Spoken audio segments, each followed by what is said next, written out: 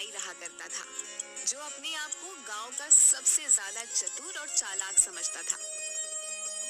एक दिन वह अपनी दुकान में गांव की मुखिया की शेव करते हुए मुखिया को बहुत गौर से देखे जा रहा था। क्या बात है कनवा नाई, आज तेरा ध्यान दाढ़ी बनाने पर कम, मुझे देखने पर ज्यादा है। कितने बार कहा है आपसे मुखिया जी कि मुझे सिर्फ कनवा कहा कीजिए, मेरे नाम के आगे नाई मत लगाया करिए। क्यों, अपने नाम के आगे नाई लगाते हुए तुझे शर्म आती है क्या? ऐसी बात नहीं है मुखिया जी, लोग अपने नाम के आगे अपनी जाति लगाते हैं, अपना पेशा नहीं। अबे ये क्यों नहीं कहता कि तुझे अपने नाम के आगे नाई लगाते हुए शर्म आती है? तू एक नाई है, तेरा बाप भी एक नाई था, यहाँ तक कि मैं तेरे दादा को भी जानता था, वो भी नाई थे। तू एक खानदानी नाई है, इसलिए तेरी पहचान तेरे काम से ही होगी। अगर तुझ में कोई काबिलियत है तो छोड़ दे ये काम और कर कोई और काम, लेकिन अपने काम को लेकर कैसी शर्म? अब आपको क्या बताऊं मुखिया जी, मुझे मेरे इसी पेशे से कितनी परेशानी उठानी पड़ रही है, मैं आपको बता नहीं सकता। कैसी परेशानी? मेरी उम्र 40 वर्ष की हो चुकी है, लेकिन कोई भी लड़की मुझसे विवाह करने के लिए तैयार ही नहीं। हाँ हाँ मुझे पता है, क्योंकि तुझे लड़की सुंदर चाहिए, जबकि तूने कभी अपनी शक्ल आईने में नहीं देखी। एक बार मेरे कहने पर अपनी शक्ल आईने में गौर से जरूर देखना। शक्ल का मैं इतना भी बुरा नहीं हूँ मुखिया जी। अगर इतना बुरा नहीं है तो इतना अच्छा भी नहीं है।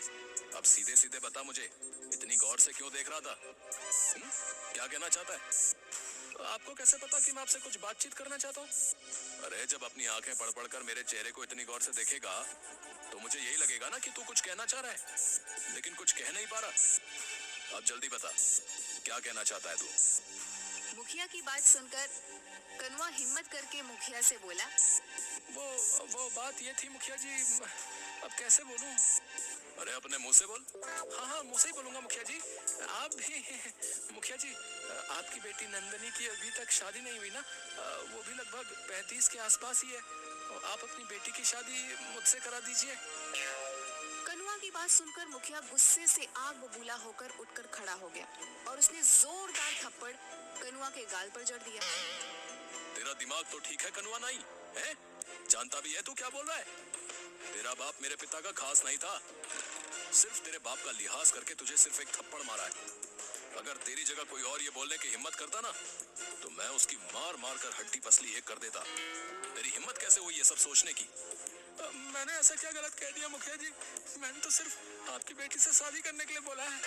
अबे बेवकूफ, है? तू एक नाई है, नाई। तेरा और मेरी बेटी का रिश्ता नहीं हो सकता, असंभव है। मेरी बेटी के बारे में सोचने से पहले एक बार अपना पेशा तो देख लेता। और चल एक बार को मैं तेरा पेशा भी भूल जाऊं, पर क्या तूने कभी आईने में अपनी शक्ल देखी है? हैं? किसी पुराने पेड़ का घटिया सड़ा हुआ आम दिखता है तू। इतना कहकर मुखिया गुस्से से बाहर चला गया। मुखिया की बात कनुआ को बिल्कुल भी पसंद नहीं आई। तू है मुझ पर। अरे अगर मैं नाई हूँ तो इसमें मेरी क्या गलती है? क्या मेरे कोई अरमान नहीं है? मेरे को सपने नहीं है? ये गांव का मुखिया अपने आप को समझता क्या है? नहीं रहना मुझे इस गांव में, और नहीं करना मुझे अब ये नाई का धंधा। अब तो मैं किसी जमींदार की बेटी से ही विवाह करूंगा और अब इस गांव में कुछ बनकर ही लौटूंगा। हाँ। अगले दिन कनुआ ने अपनी नाई की दुकान बंद कर दी और नए धंधे की तलाश में वो दूसरे गांव की ओर चल दिया।